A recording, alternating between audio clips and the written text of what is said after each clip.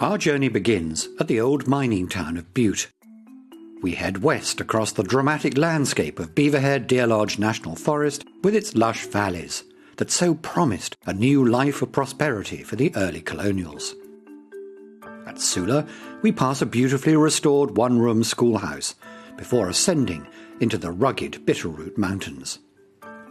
Crossing the valley past Hamilton City, we fly into the Sapphire Mountains, so called for the sheer abundance of world-class gemstones. At Rock Creek, there's a guest ranch, popular with city folk seeking a Wild West experience. And nearby is the abandoned ghost town of Granite, once a major centre for silver mining. We end our journey at the Grant Corrs Ranch at Deer Lodge, which used to be the headquarters of one of the biggest cattle empires in US history. Nestled high in the Rocky Mountains is the city that was once described as the richest hill on earth. Today, Butte is Montana's fifth largest conurbation, with a population of over 34,000. But in the 1920s, this figure was more like 100,000, as workers flocked to this remote outpost from all corners of the globe. The industry here was mining, and it was on an unprecedented scale. The town's museum proudly tells the extraordinary story that goes back to the second half of the 19th century, when prospectors discovered some of the richest deposits of gold ever. As well as the abundance of silver and zinc, it was the seemingly limitless supply of copper that led to Butte's transformation from a muddy camp to the largest boom town in the American West. Alongside a memorial to the thousands who lost their lives in mining accidents is the museum's main attraction, a reconstruction of Butte as it may have been. A place where miners worked hard and played hard in one of the West's greatest and most notorious cities, home to hundreds of saloons and an infamous red light district. The spiralling demand for Butte's copper gave rise to some of the richest men in the world. These mine owners were known as the Copper Kings. Probably the most famous was William A. Clark, whose fabulous 34-room Victorian house stands as a testament to his wealth and power. By 1900, it's estimated that Clark was worth $50 million, making him the world's richest man at the time. Today, the Copper King Mansion lies at the heart of Butte's historic centre, operating as a museum and a bed and breakfast. And only a block away is the magnificent French-style chateau that Clark built in 1898 as a wedding gift to his son Charles and his daughter-in-law Catherine. It's said the house is a replica of one wing of the Château de Chenonceau in France's Loire Valley, where the couple spent their honeymoon. Today, this historic building, now known as the Charles W. Clark Chateau, is a museum dedicated to the early mining boom. Abandoned mining rigs are still scattered across the city, symbols of Butte's mining heritage. They lowered men, mules and equipment into the pits that were up to 1,500 metres underground. And, most importantly for the mine companies, they brought up load after load of precious mineral ore. They worked almost around the clock, only stopping if there was a breakdown or labour strike. Accidents and deaths were commonplace. By the 1950s, the declining grade of ore, as well as competition, marked the end of underground mines, in favour of the more profitable open pits. The result was Butte's infamous Barclay Pit. Its 28-year operation resulted in an environmental catastrophe. When the pit was shut down in 1982, so were the drainage pumps. This led to the water level rising, forming a toxic soup of dangerous chemicals. A massive clean-up operation has been undertaken to prevent the contamination of the groundwater as well as rivers. The closure of Barclay Pit also led to an economic disaster for Butte. But in 2003, mining around the pit resumed under careful management, and today it produces around 8% of the nation's copper. Much of the metal is extracted from the contaminated water itself, which is so rich in the mineral that it blazes with these striking colours. Oddly, these toxic pools have given rise to a unique form of tourism, where visitors can now pay a fee to enter an observation platform and witness these incredible mine works. It's a heritage that's a bittersweet reminder of how an industry that brought so much wealth ultimately poisoned the town. Though a big price was paid, Butte is slowly recovering. The return of mining has brought development in other areas, such as transportation and technology. The ups and downs of Butte have always centred on mining, and the giant monument that looms over the town and Toxic Lake is no exception. Our Lady of the Rockies. The Madonna was built as a massive community project in the 1980s, when Butte was hard hit by copper mine closures. Erected in 1985, the watchful presence of Our Lady of the Rockies is said to have raised the spirit of the town. At a height of 27 metres, it's the tallest Madonna in the US, and the country's second tallest statue, after the Statue of Liberty in New York. Flying west out of Butte takes us across a vast expanse of the Rocky Mountains. This is the Beaverhead Deer Lodge National Forest, the largest of the national forests in Montana, covering some 13,500 square kilometres. The protected status of this area is in large part a response to the ruthless logging by the Butte mining companies, whose actions compelled President Theodore Roosevelt in 1908 to declare this region a national reserve. All along this valley are the remains of long-abandoned ranches and homesteads. With the abundance of cheap, fertile grassland, cattle ranches began flourishing here as early as the 1860s, as demand for beef in the new mining communities increased. Wheat farming was also popular, until a devastating drought and a slump in market prices after the First World War ruined livelihoods.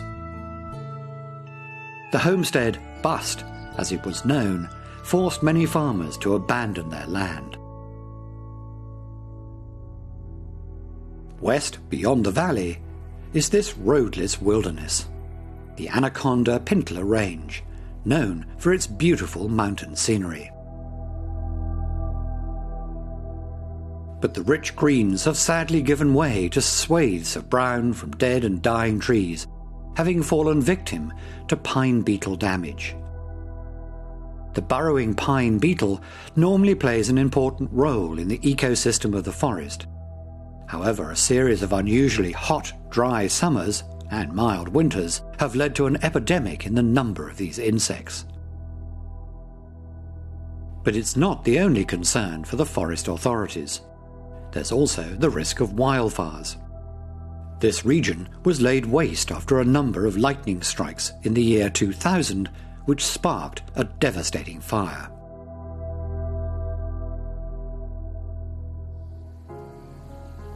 Tucked into the southeastern corner of the Bitterroot National Forest is the remote ranching community of Sula. It was once the home of the Salish tribe of Flathead Indians, who were noted for their welcoming hospitality.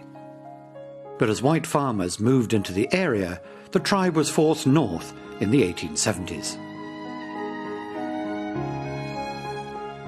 One of the few relics from that turbulent era of upheaval, as settlers expanded west, is this iconic one-room schoolhouse. Dating back to the turn of the 20th century, its charm is made complete by the cupola on top housing the school bell. Such schools were common among rural communities, where a single teacher taught the academic basics to various ages of boys and girls. In 2011, the local historical society led a campaign to restore the derelict schoolhouse. and with generous donations and help, it's been given a long overdue facelift. The Bitterroot National Forest, mountains, valley and river take their name from the bitterroot flower that grows in this region. For the Flathead Indians, this flower was a delicacy with magical beginnings. Their legend tells of a woman filling the river with her tears as she wept for her starving people. Pitying her, the sun sent down a beautiful guardian bird that gifted her with a flower. Though the roots would be bitter from her sorrow, the flower would nourish her and her people.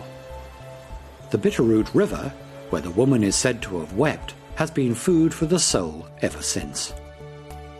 Starting at the confluence of its east and west forks, it peacefully meanders north along the valley with beautiful scenery and wildlife.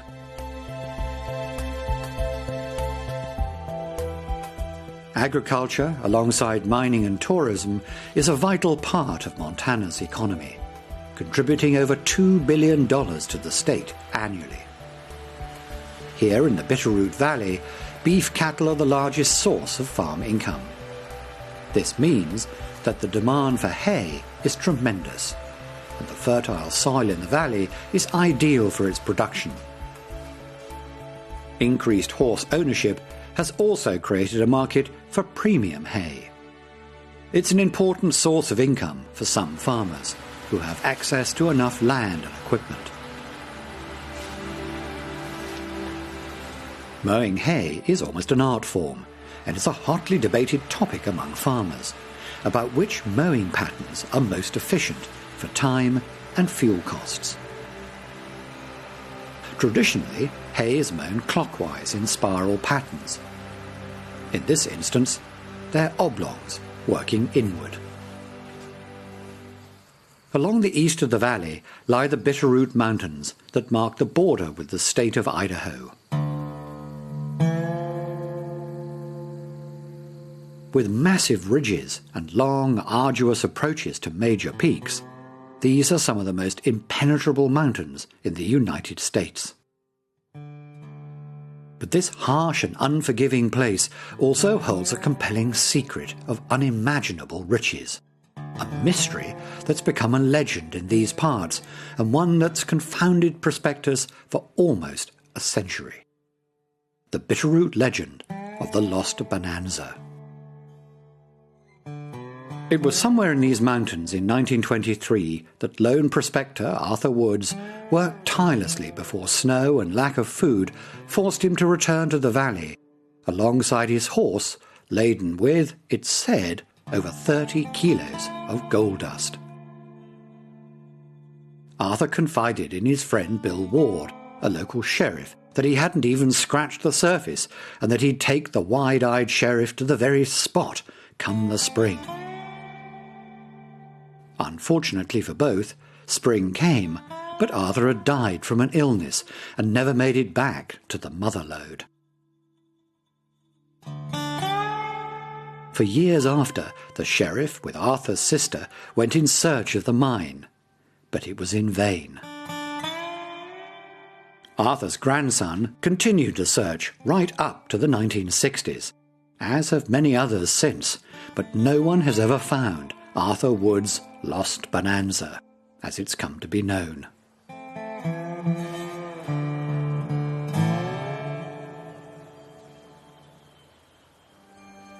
In the heart of the Bitterroot Valley lies Hamilton, a city of around 4,000 people. Hundreds of small farms, ranches and orchards surround the city, enjoying the milder climate offered by the sheltering mountain ranges on either side. It's hard to find any place in this valley that doesn't have a connection with the heyday of mining, and Hamilton is no exception. The city was founded by the prominent copper tycoon Marcus Daly in the late 19th century. Intended as a transport hub for his existing lumber trade, he recruited James Hamilton and Robert O'Hara to design and develop his fantasy town, complete with a bank, stores, shops, a school, and 4 churches. The town was named after Hamilton, and O'Hara was appointed mayor.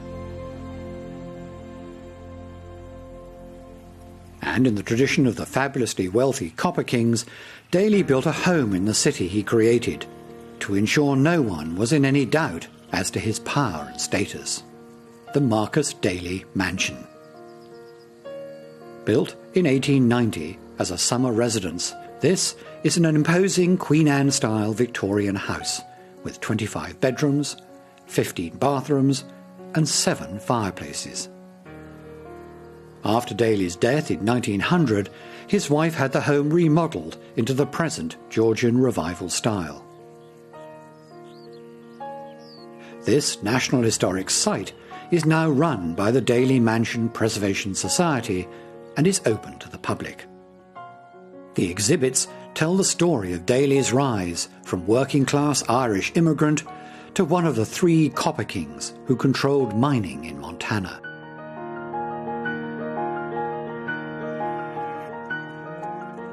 As well as rearing beef cattle, Hamilton has a great tradition of horse ranching.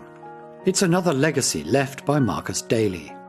It was his dream and passion to create the greatest racehorse breeding and training centre in the country. He eventually acquired several properties in the Bitterroot Valley to establish a ranch covering almost 90 square kilometres. He hired the best trainers, vets and jockeys in North America, and before long his horses were breaking records at some of the top racetracks in the country. In 1901, after Daly's death, 369 of his racehorses were sold at a series of auctions at Madison Square Garden in New York City. It's been said to be one of the greatest horse racing stock sales America has ever witnessed. The east of the Bitterroot Valley is flanked by the Sapphire Mountains, covering the protected Welcome Creek wilderness. The name stems from the abundance of gem-quality sapphires that have been mined from this region for over 100 years. In fact, sapphires are so plentiful here that a number of tourist centres have opened where visitors can go treasure hunting for themselves.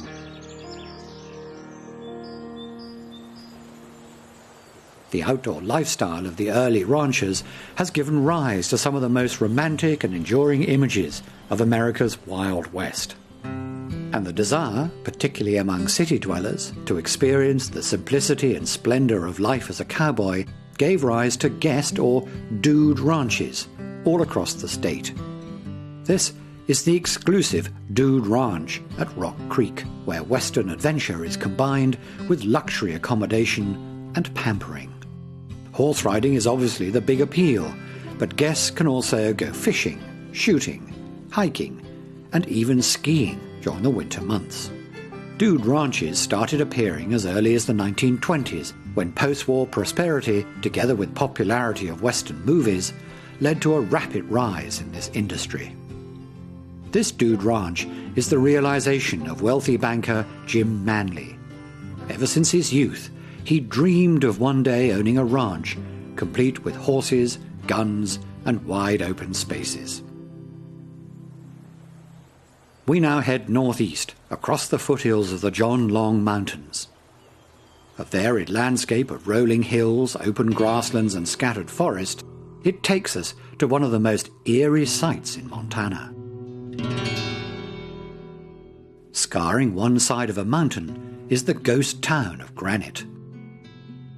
It was once one of the biggest silver mining camps in the state, with over 3,000 inhabitants. Today, Montana's Silver Queen, as it was once known, is completely deserted.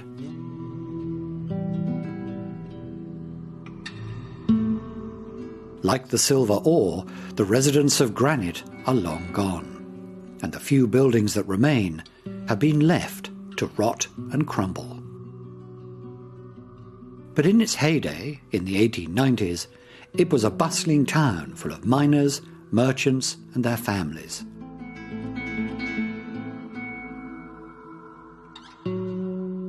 With immigrants arriving from all over the world, neighbourhoods quickly developed, hence street names such as Finlander Lane, Cornish Row, and Donegal Lane.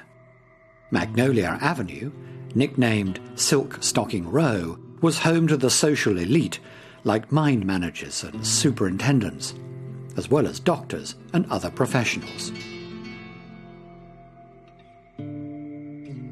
The town also supported a sizable Chinese population which lived in the gully below Main Street, alongside the red light district. The social centre of this bustling camp was the Miners' Union Hall. Built in 1890, it often hosted travelling theatre troupes and local dances.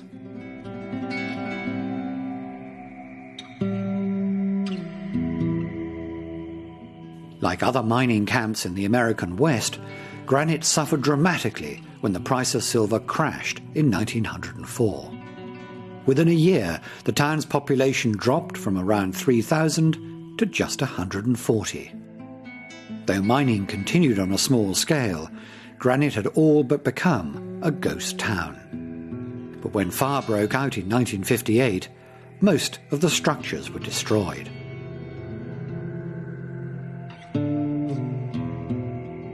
The last resident of Granite, May Werning, continued to live here long after all the others had left. She spent many years as the town's caretaker and as a water commissioner for Deer Lodge area ranchers. She died in 1969 at the age of 75. Today, the old town site is preserved as a Montana state park.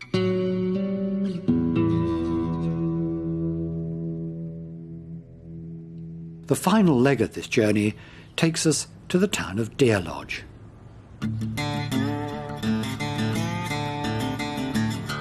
Once an important railroad stop, Deer Lodge is now best known for this historic museum complex that was previously the infamous Montana State Prison.